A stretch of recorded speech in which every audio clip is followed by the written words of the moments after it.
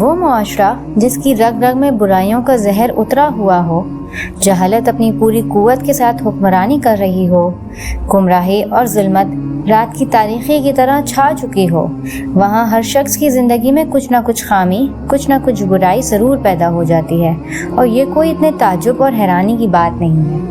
اندھیروں سے اکثر اندھیرے ہی جنم لیتے ہیں۔ جہالت کی گود میں پلنے والے جاہلانہ عادتیں اپنا ہی لیتے ہیں۔ برائیوں کے ماحول میں لوگ برائیاں ہی کریں گے۔ برائیوں سے بھرپور معاشرے میں کسی شخص کا پاکیزہ رہنا ایک انہونی ہے، لیکن وہ تھے اس انہونی کا نشان، اندھیرے میں چمکتے ستاروں کی طرح، بروں میں ایک اچھے انسان۔ ان کی فطرت میں حیاتی پاکیزگی تھی۔ وہ اس معاشرے میں ایک ایماندار تاجر کے طور پر پہچانے جاتے تھے۔ ایمانداری ایسا وصف ہے جو کاروبار کے ساتھ ساتھ شخصیت کو بھی چار چاند لگا دیتی ہے۔ ان کا شمار دولت مند تاجروں میں ہونے لگا۔ مزے کی بات تو دیکھیں، ان کی دولت نے ان کے قدم بھٹکائے نہیں، ڈگمگائے نہیں۔ وہ اپنی دولت نیکی اور بھلائی کے کاموں میں خرچ کرتے رہے۔ ان میں ثقافت کی خوبی ایمان کی مٹھاس چکھنے سے پہلے بھی بہت نمایاں تھی، لیکن ایمان لانے کے بعد ان کی ثقافت دو چار ہو گئی۔ ہر مشکل وقت میں انہوں نے اپنا مال پیش کیا۔ جنگوں کی تیاری میں انہوں نے ہمیشہ سب سے بڑھ کر حصہ لیا۔ انہیں اپنے آقا کے یہاں ایک خاص مقام حاصل تھا۔ ان سے قلبی و روحانی تعلق تو تھا ہی، ان کے ساتھ ساتھ ایسا رشتہ بھی تھا جس کی بنا پر ان کو ذو النورین کہا گیا۔ امارت کا منصب سنبھالا تو حکومت کی حدیں بھی اور وسیع ہو گئیں۔ انہوں نے پہلی دفعہ بیڑا تیار کرایا، جس کی بنا پر وہ بحرہ روم کی زبردست بحری طاقت بن گئے۔ عوام کی فلاح و بہبود کے لیے انہوں نے بے شمار اقدامات کیے۔ ان اقدامات کے نتیجے میں حکومت مضبوط ہوئی، ملک میں خوشحالی آئی اور ترقی کے راستے کھلے۔ جب ان کے خلاف سازشوں کا آغاز ہوا تو ہر طرح کی کوشش، مصالحت اور مصلحت کے باوجود یہ فتنہ دب نہ پایا، اور بالآخر ان کی شہادت کا سانحہ پیش آ گیا۔ وہ چاہتے تو فوج کو اپنی حفاظت کے لیے طلب کر سکتے تھے، لیکن محض اپنی ذات کے لیے انہوں نے کسی کو بھی خون بہانے سے منع کر دیا۔ تاریخ میں یہ اپنی نوعیت کی واحد مثال ہے۔ اللہ تعالیٰ ان پر اپنی رحمتیں نازل کرے۔ ان کی تمام عمر نیکی اور بھلائی کے کاموں میں صرف ہوئی۔ باحیا، صفائی پسند اور انتہائی عبادت گزار تھے۔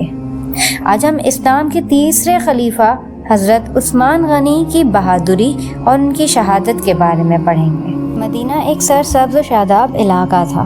لمبی لمبی کھجوروں کے گھنے سائے دور سے مسافروں کو اپنی طرف کھینچتے تھے۔ دیکھنے والے سمجھ جاتے تھے کہ یہ نخلستان ہے اور ان کے قیام کے لیے ایک مناسب اور موزوں مقام ہے، لیکن یہ بھی نہیں تھا کہ سارا علاقہ ہی سبزے سے ڈھکا ہوا ہو۔ کہیں کہیں سیاہ پتھر کے پہاڑ بھی تھے۔ خطہ عرب کا صحرائی رنگ کہیں کہیں مدینے میں بھی دیکھنے کو مل جاتا تھا۔ یہ سرسبز و شاداب خطہ ہر معاملے میں خوش قسمت واقع نہیں ہوا تھا۔ ایک معاملہ ایسا بھی تھا جس پر ہر کسی کو حیرت تھی۔ اس پورے علاقے میں میٹھے پانی کی شدید کمی تھی۔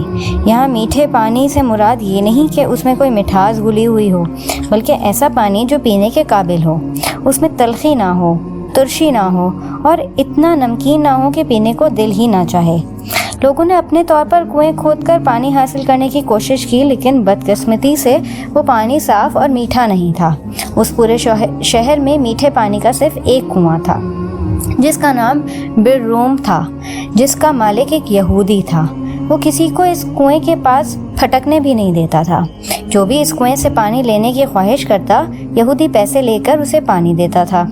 ایسے میں مسلمان مکے سے ہجرت کر کے مدینہ پہنچے۔ کچھ ہی عرصے میں انہیں بھی اس سنگین مسئلے کا احساس ہو گیا۔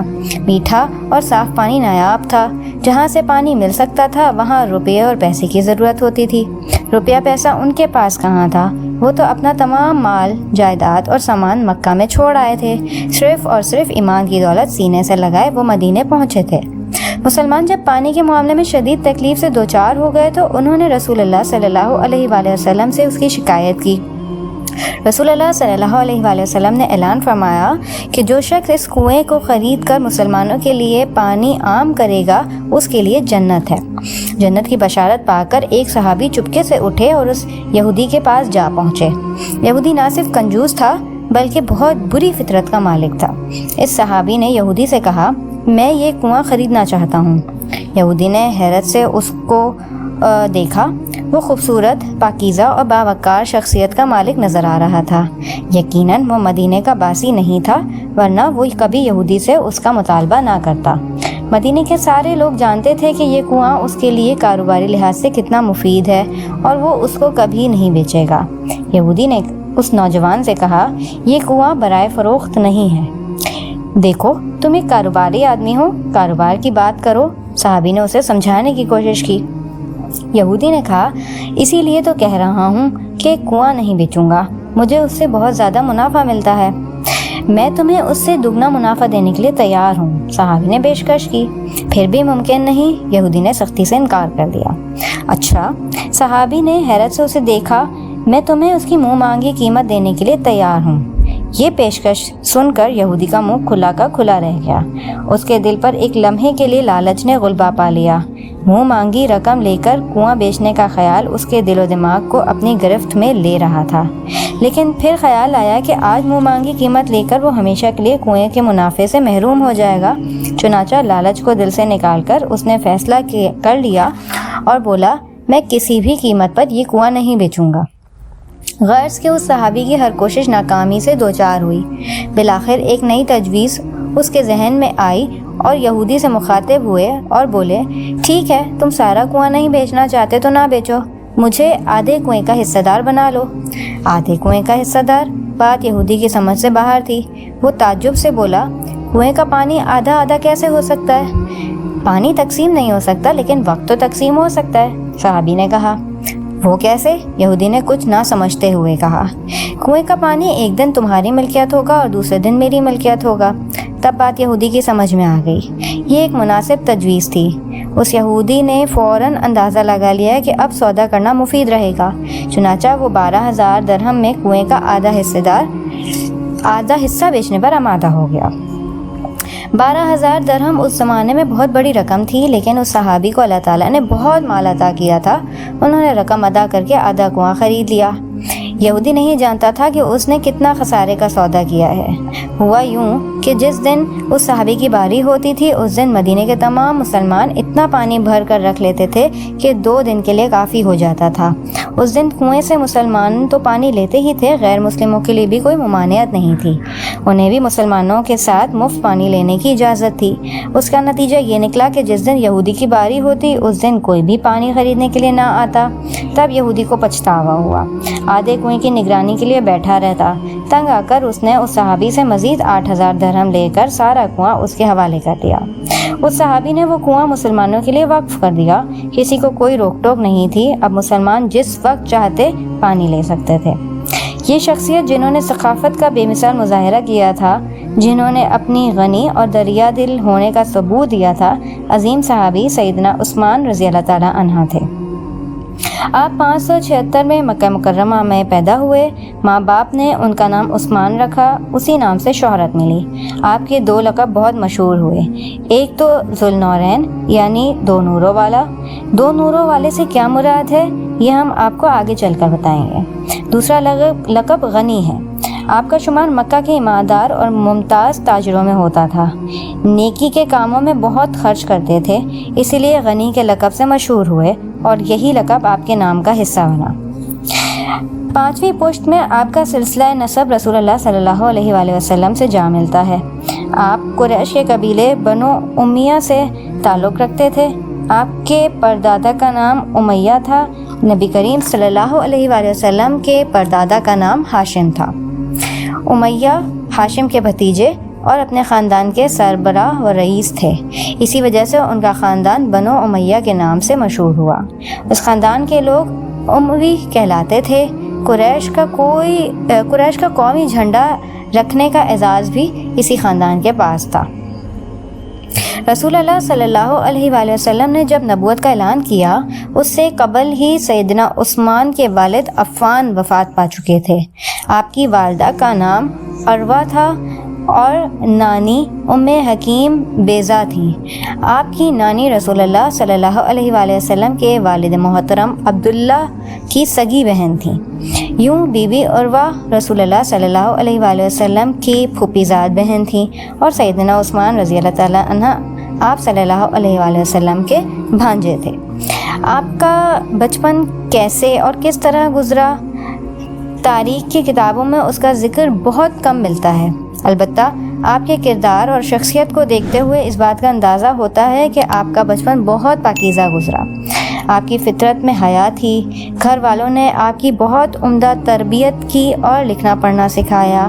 اسی تربیت کا نتیجہ تھا کہ سچائی، ایمانداری اور صدیق سیدنا عثمان رضی اللہ تعالیٰ عنہ کی ذات کی نمایاں خوبیاں بن گئیں۔ سیدنا عثمان رضی اللہ تعالیٰ عنہ جوان ہوئے تو انہوں نے معاش کے لیے تجارت کے پیشے کو پسند کیا۔ انہوں نے غلے کی تجارت شروع کر دی۔ ایماندار تو تھے ہی، اس خوبی نے ان کے کاروبار کو 4 چاند لگا دیے۔ کاروبار جم گیا اور جلد ہی مکے کے دولت مند تاجروں میں ان کا شمار ہونے لگا، لیکن وہ مکے کے عام تاجروں کی طرح نہیں تھے۔ اتنے زیادہ مال و دولت کا مالک ہونے کے باوجود ان میں کوئی خرابی پیدا نہیں ہوئی۔ اس زمانے میں شراب پینے کا عام رواج تھا۔ بہت کم لوگ اس برائی سے بچے ہوئے تھے، لیکن انہوں نے کبھی شراب کو ہاتھ نہیں لگایا۔ انہوں نے اپنی دولت کو کبھی فضول کاموں میں خرچ نہیں کیا۔ طبیعت میں نیکی تھی، اس لیے خود بھی بڑھ چڑھ کر نیکی کے کاموں میں حصہ لینے لگے۔ اپنی انہی خوبیوں کی بنا پر ان کا شمار مکے کے ممتاز اور معزز تاجروں میں ہونے لگا تھا۔ رسول اللہ صلی اللہ علیہ وآلہ وسلم بھی چونکہ تجارت کرتے تھے، اس لیے سیدنا عثمان رضی اللہ تعالیٰ عنہ سے ان کے تعلقات بہت دوستانہ تھے۔ ویسے بھی رشتے کے لحاظ سے وہ آپ صلی اللہ علیہ وسلم کے بھانجے تھے، اس لیے باہمی احترام کا رشتہ بھی قائم تھا۔ سیدنا عثمان رضی اللہ تعالیٰ عنہ 34 سال کے تھے کہ رسول اللہ صلی اللہ علیہ وآلہ وسلم نے اپنے نبی ہونے کا اعلان فرما دیا۔ نبوت کے پہلے سال گنتی کے چند ہی لوگوں نے اسلام قبول کیا تھا۔ ان نیک لوگوں میں سیدنا عثمان رضی اللہ تعالیٰ عنہ کی خالہ بھی شامل تھیں۔ آپ ایک دن ان کے ہاں گئے تو انہوں نے کہا، بھانجے، بے شک محمد صلی اللہ علیہ وآلہ وسلم اللہ کے سچے رسول ہیں، ان پر قرآن نازل ہوتا ہے اور وہ اللہ کی طرف بلاتے ہیں، ان کا دین قبول کرنے میں بہتری ہے۔ خالہ کی باتیں سن کر سیدنا عثمان کے دل پر اثر ہوا۔ وہ خود بھی نبی کریم صلی اللہ علیہ وسلم کی ذات گرامی سے اچھی طرح آگاہ تھے، تمام خوبیاں ان پر واضح تھیں۔ ایسے میں سیدنا ابو بکر صدیق رضی اللہ تعالیٰ عنہ سے ان کی ملاقات ہوئی۔ ان سے اپنی خالہ کی باتوں کا ذکر کیا تو انہوں نے فرمایا، اللہ کی قسم، جو کچھ تمہاری خالہ نے کہا ہے وہ بالکل سچ ہے۔ اس کے بعد سیدنا ابو بکر صدیق رضی اللہ تعالیٰ عنہ نے بھی اسلام کی خوبیاں بیان کی۔ ان کی باتیں سن کر سیدنا عثمان کا دل موم ہو گیا۔ نبی کریم صلی اللہ علیہ وآلہ وسلم کی خدمت میں حاضر ہوئے اور فوراً کلمہ پڑھ کر اپنا ہاتھ رسول اللہ صلی اللہ علیہ وآلہ وسلم کے ہاتھ میں دے دیا۔ سیدنا عثمان رضی اللہ تعالیٰ عنہ کے چچا حکم بن ابی عاص کو جب ان کے اسلام قبول کرنے کا علم ہوا تو بہت آگ بگولا ہوئے۔ وہ سیدنا عثمان کو رسیوں سے جکڑ کر مارنے پیٹنے لگا اور کہنے لگا، بھتیجے، میں کہتا ہوں نیا مذہب چھوڑ دو۔ سیدنا عثمان رضی اللہ تعالیٰ عنہ نے بڑے صبر اور حوصلے کے ساتھ چچا کا تشدد برداشت کیا اور ہر بار ان کے مطالبے کے جواب میں یہی کہا، جو چاہو کر لو، اسلام کو ہرگز نہیں چھوڑوں گا۔ چچا مار مار کر تھک گیا لیکن ان کے حوصلے کو نہ توڑ سکا۔ بالآخر چچا نے انہیں ان کے حال پر چھوڑ دیا۔ یہ ظلم و ستم صرف اپنوں ہی کی طرف سے نہیں تھا، مکہ کے دوسرے کافر بھی انہیں ستاتے رہے۔ ان کی طرح دوسرے مسلمان بھی اس طرح ظلم کی چکی میں پس رہے تھے، ان پر تکلیفوں کے پہاڑ توڑے جا رہے تھے۔ جب ظلم حد سے بڑھ گیا تو رسول اللہ صلی اللہ علیہ وآلہ وسلم نے مسلمانوں سے کہا، تم لوگ یہاں سے نکل کر حبشہ چلے جاؤ، وہاں کا بادشاہ اچھا آدمی ہے، کسی پر ظلم نہیں ہونے دیتا۔ جب تک اللہ تعالیٰ تمہاری اس مصیبت کو دور نہیں کر دیتا تم وہیں ٹھہرو۔